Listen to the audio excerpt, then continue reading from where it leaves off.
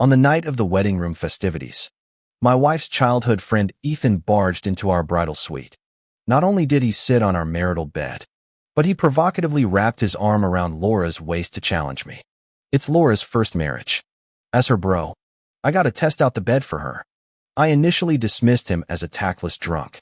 Later I discovered they'd actually tangled between these very sheets the night before our wedding. Furious, I demanded divorce. My ex-mother-in-law refused to return the $30,000 bride price, even demanding an additional $150,000 compensation for 3 years of defiling her daughter, wishing the happy couple a speedy arrival of little ones. Take it easy, man. Marcus, the whole crew knows you've been single for over 20 years. Must be sitting on decades of pin-up energy. Huh. Zach's crude toast echoed through the banquet hall earlier that evening. On Laura's wedding night, I was ushered into the bridal suite by a crowd of relatives and friends. The night is young and time is precious. Zach winked at me, fingers already on the doorknob when a polished leather shoe jammed the threshold. Hold up. Why rush through the longest night? Ethan shoved past Zach, reeking of bourbon. Buddy, it's 9 p.m. Zach attempted to pull him back, frost creeping into his tone. They're exhausted from the marathon day. We don't do tacky wedding pranks here. Since when did you become such a buzzkill? Ethan slurred, shaking him off. I intercepted with forced calm. Perhaps Ethan needs another drink? The drunkard clapped my shoulder. Nah, I'm golden. Congrats, Marcus, for bagging our campus queen. His finger jabbed my chest.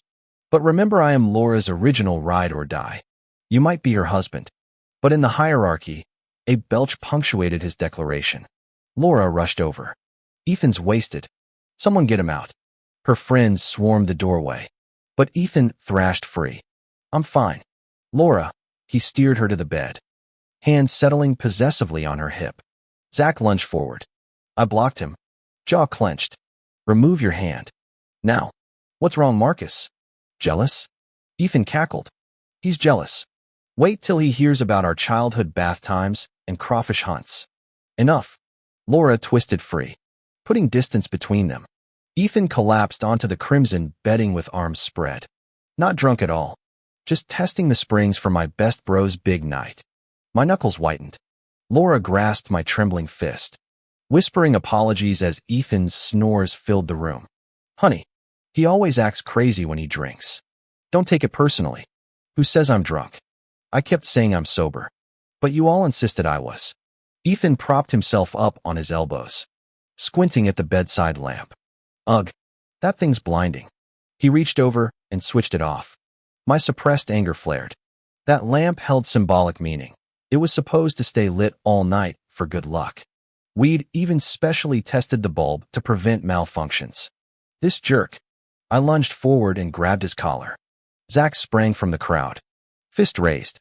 Laura's friends immediately closed ranks, glaring at Zach. You want to go? Try stopping me. I dare you. Tensions exploded as both sides surged forward. Laura hastily turned the lamp back on and rushed to soothe me. Don't be mad. Honey, I'll make him leave right now. She yanked Ethan upright and kicked his backside. Get lost. Ethan stumbled into his friends with mock solemnity, giving me a sloppy salute. My apologies. Marcus, seems I overdid it tonight. May your marriage be unbreakable as gold. Heh. After the crowd dispersed, Laura wrapped her arms around my neck. I'm so sorry Ethan ruined our wedding. Though her words were contrite, I noticed she didn't seem truly upset. Was Ethan deliberately trying to provoke me today? Does he have feelings for you? Don't be ridiculous. We're just childhood friends. Honey, if he bothers you, I'll cut ties with him. Please don't be angry. Her kiss dissolved my lingering frustration. Keep your distance from him then.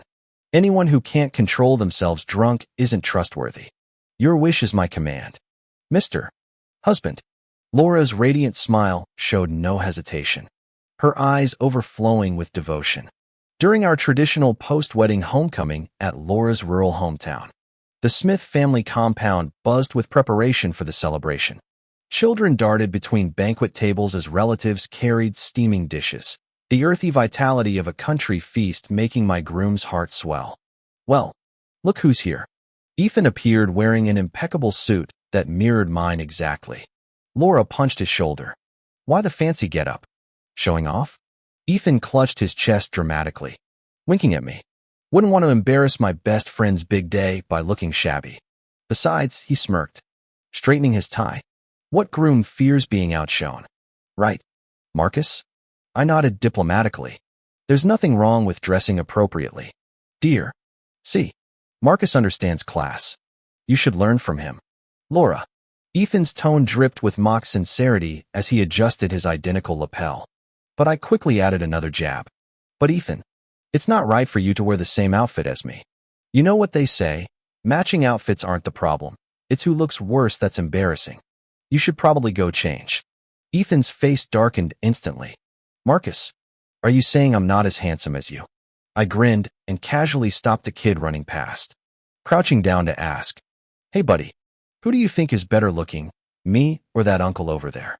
Answer nicely and get candy. The child immediately pointed at me. You're handsomer. Ethan looks old. Whose brat are you? Ethan raised his hand threateningly. Laughing, I tucked the kid into my arms, gave him candy, and let him scamper off. Ethan, too much to do today, can't chat. I walked past him holding Laura's hand, his expression downright stormy. He's no match for me, not even in looks. Ethan, go change before you embarrass yourself further. Laura tossed over her shoulder, grinding his teeth. Ethan reappeared later in casual wear. Before dinner, I had to serve tea to the in-laws. Just as I raised the cup and called out Dad, Ethan popped out from the crowd. Louder. The smile on my lips dimmed. Laura glared at him, signaling him to stop. I called again. Respectful and clear, Dad. Yep. Ethan chimed in. My face hardened as I whipped around to stare at him. That bastard thinks he can replace my father? Relatives muffled Ethan's mouth, scolding him with light slaps to his back. The flustered in-laws reassured me. Marcus, he's Laura's childhood friend, always been a troublemaker. Ignore him. Ethan, quit messing around or get lost. At least let Laura's wedding proceed smoothly. Ethan stuck out his tongue. I did help. I even tested the bed for Laura. And Marcus didn't even give me a red envelope. Ethan. Laura strode over and slapped him hard across the face. Shut up. One more word and you're gone. The room froze. Even I was stunned. Sure, Ethan's been obnoxious. But this was brutal, especially here. Clutching his cheek, he mumbled. Laura, you hit me? She looked away, voice shaky. You kept ruining this. Can't you just let me have my wedding? Ethan shot me a venomous glare before muttering. Fine. My fault. No matter how Laura insists they're just childhood friends, I don't buy it anymore. There was unmistakable hatred, jealousy, and even resentment in Ethan's eyes as he looked at me. After Laura finished reprimanding Ethan and turned around, our gazes locked. In that split second, Laura flinched. My heart sank. Something was wrong. Their relationship felt off. The tea ceremony proceeded awkwardly, perhaps due to that charged moment. Once the ritual ended, Laura pulled me into a side room. Honey, Ethan's being completely unreasonable. I'll kick him out right now.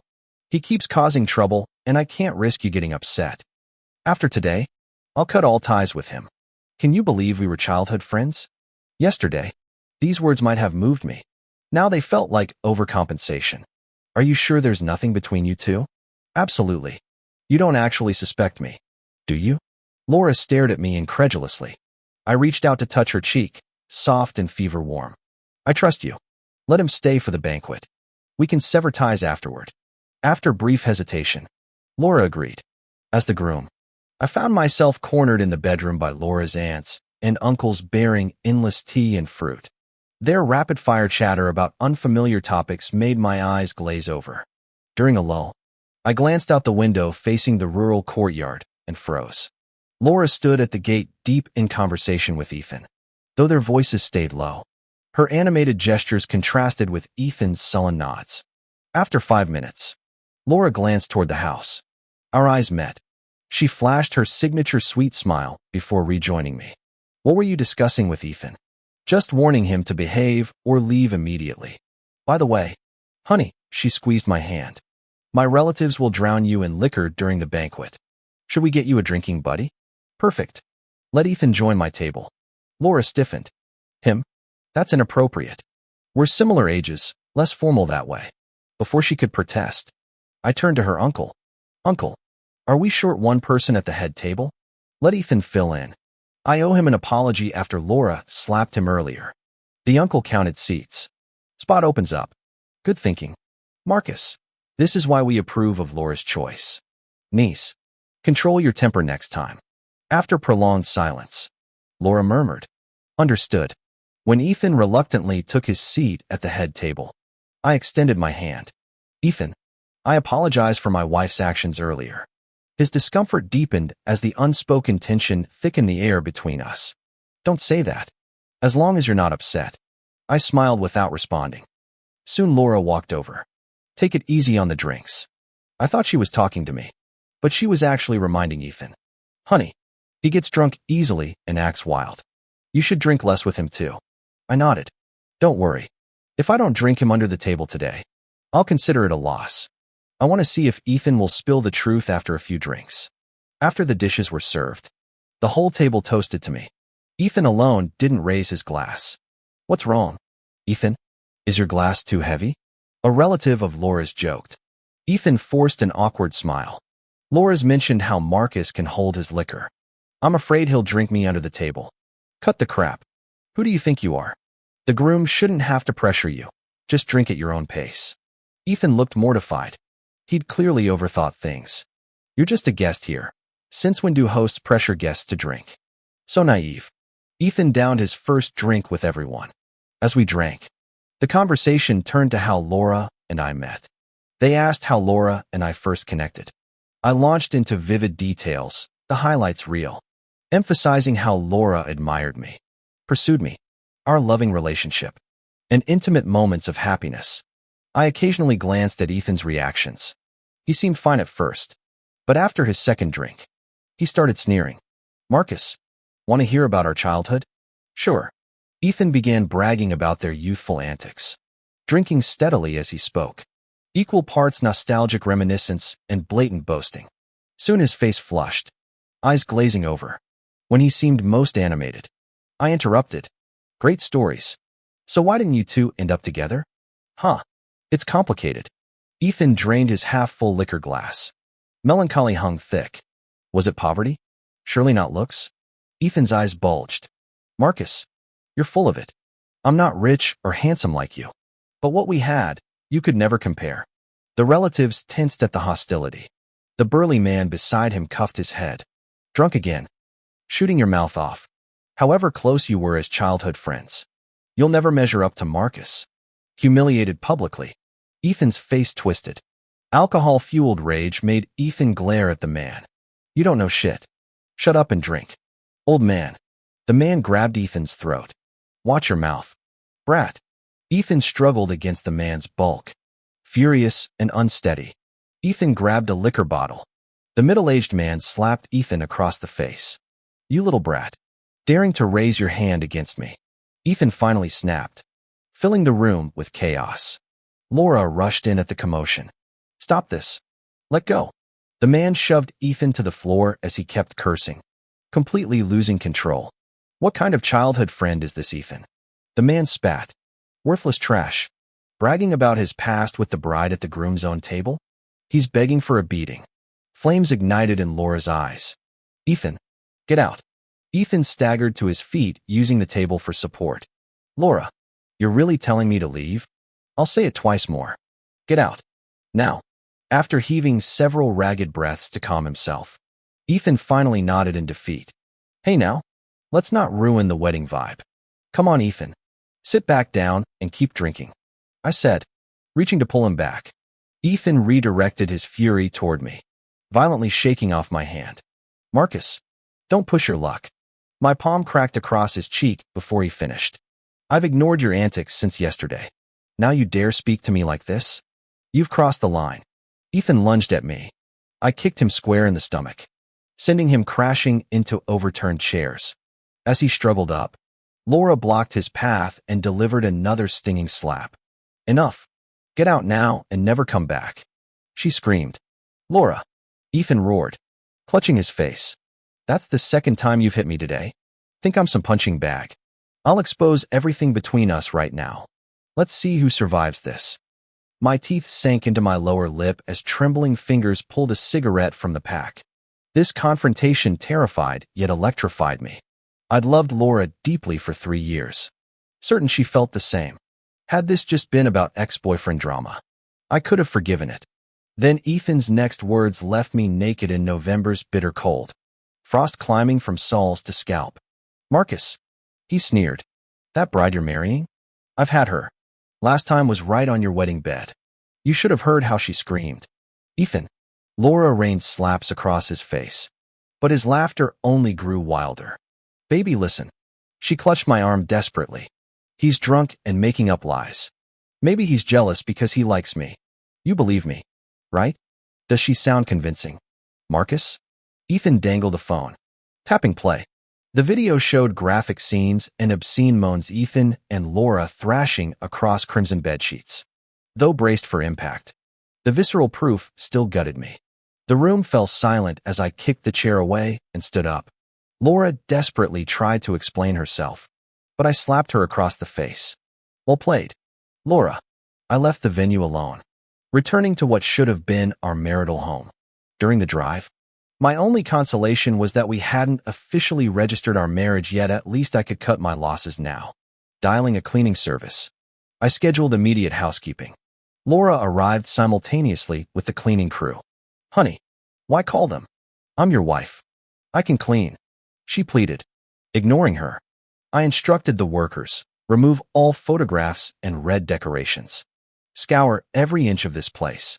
As I turned to leave, Laura blocked the doorway, tears streaming. Please forgive me. He forced me. Ethan was my ex who blackmailed me using our past.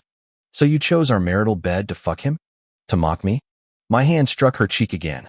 Get out before I lose control. She collapsed, clutching my leg. I love only you. These past days proved. Even if all women vanished, I'd never choose you. I shook her off, leaving her sobbing by the door. Outside, Ethan leaned against a streetlight near my car, sneering. How's that cuckold life, Marcus? He staggered drunkenly after his taunt, retrieving a fertilizer sack from my trunk. I ambushed him in an alley. The punch dropped him instantly. My buddy Zach helped drag the unconscious man to a warehouse. When Ethan awoke bound, Zach dumped tools onto a metal table, knives, hammers, saws, machetes glinting under bare bulbs. Time for your reckoning, asshole. What are you trying to do? Ethan stammered in terror. Zach ignored him, pulling on a pair of disposable gloves. Marcus, guard the entrance. Make sure nobody hears when he starts screaming. Marcus, are you trying to silence me? Ethan trembled violently. Was it worth it? I just slept with your woman. You'll get executed for murder. Save your breath. We're in the suburbs. That pit's been dug for hours. Zach adjusted his gloves. Time to pay your dues. No. Please. Ethan screamed, snot dripping down his face. Marcus, I'm begging you. It was all Laura's idea. She insisted on that farewell hookup in your marital bed. Said she wanted a memorable send-off. I swear. The metallic click of a bone saw interrupted him. I glanced toward the storage room. Did you capture Laura too? Ethan's voice cracked. You got the better deal. I nodded at Zach, who produced a bloodied Ziploc bag. She can't exactly chatter with half a tongue missing. The rubber prosthetic inside made Ethan piss himself. Yellow liquid pooling beneath the chair. You monster. I feigned shock.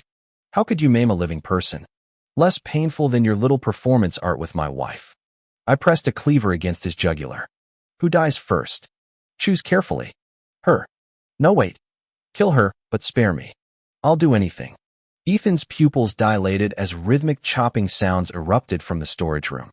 Zach emerged dragging a dripping fertilizer bag, leaving crimson trails across concrete.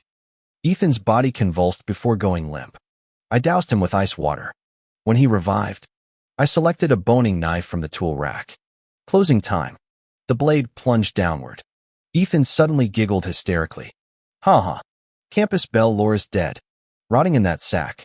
Am I not? Zach cut the ropes. Instead of fleeing, the unhinged man grabbed a meat cleaver and began hacking at the floorboards, cackling like a broken music box. Marcus, I'll kill you. Kill you. Kill you. He was terrified. After Zach and I cleaned up the scene, we dumped him back in the city at a spot with no surveillance. Zach asked me how to handle Laura. Honestly, I hadn't fully decided yet. 3 years of emotional investment aside, I'd slept with her all that time. The marital home was my premarital asset, so she had no claim. If she returned the $20,000 betrothal gift, we could part ways cleanly without retaliation. I hadn't even planned to deal with Ethan initially, but the idiot kept provoking me. His downfall was self-inflicted. Zach nodded, patted my shoulder, and left. The cleaning service called to confirm they'd sanitized the apartment, though the woman I'd fought with earlier still lingered. Returning home, I found not just Laura, but her parents. Her parents, Mr. and Mrs. Smith, had always left a decent impression, so I remained respectful. Uncle, Auntie, are you here to plead Laura's case too? Marcus, Mrs. Smith began. Our foolish daughter messed up terribly, but after 3 years together, could you find it in your heart to forgive? No. My response was firm. Mr. Smith sighed and moved to the window to smoke. Mrs. Smith glared at her daughter before conceding. Fine. We won't bother you anymore. Let's discuss compensation. Compensation?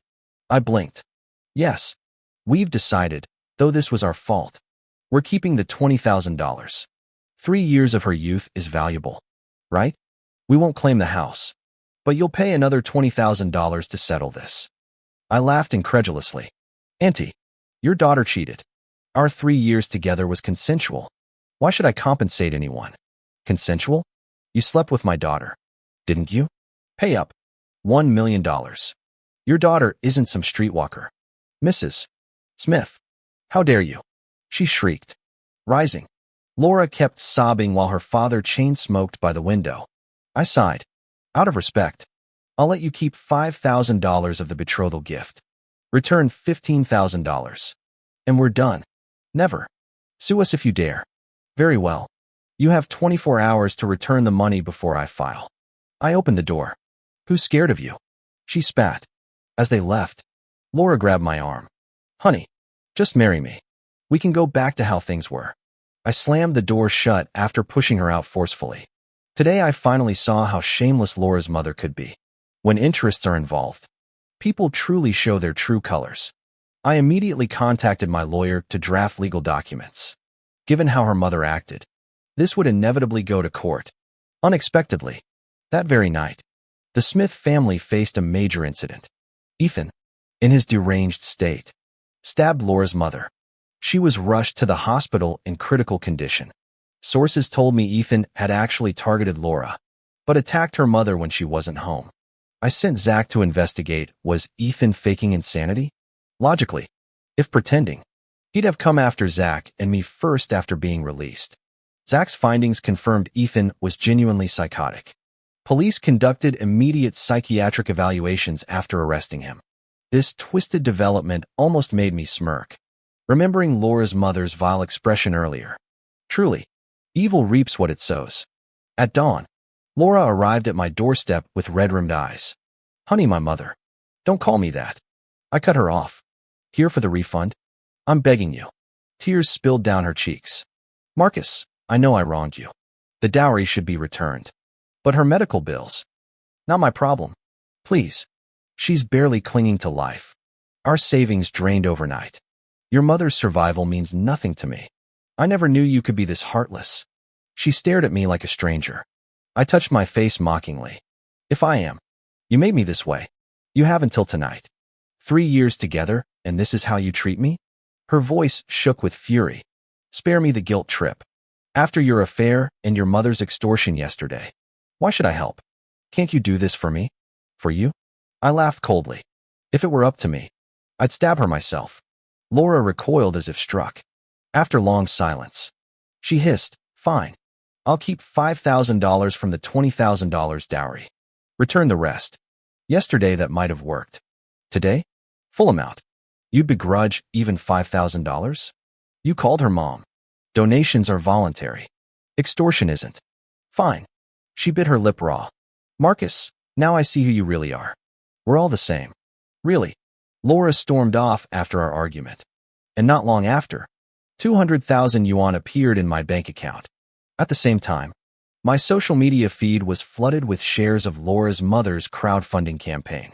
When I clicked through, the photos showed her lying there with tubes snaking across her body, a truly pitiful sight.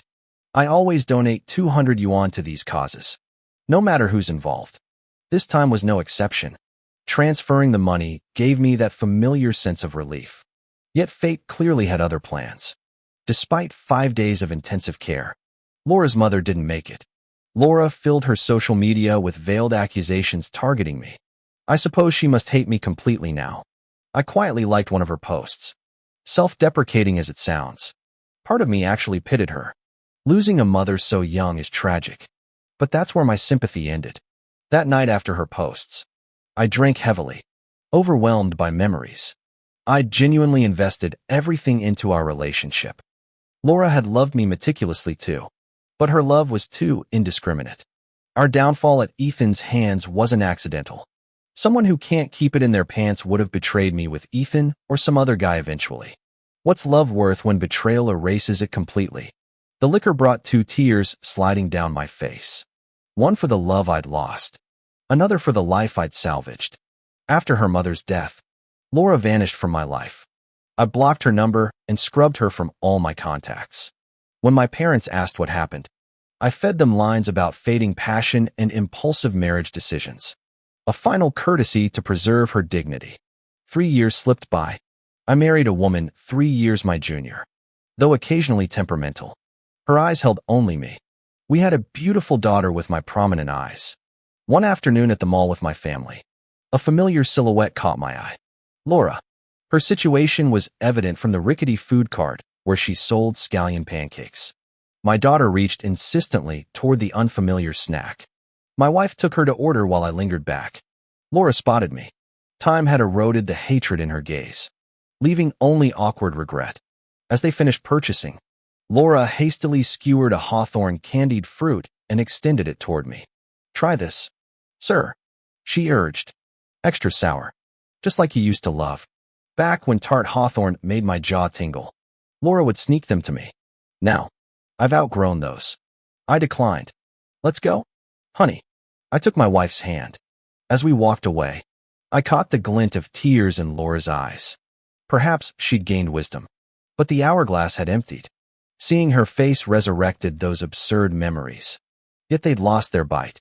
What more is there to say? I hope Laura continues to get better and better. But from now on, let's try not to see each other anymore. Thanks for watching.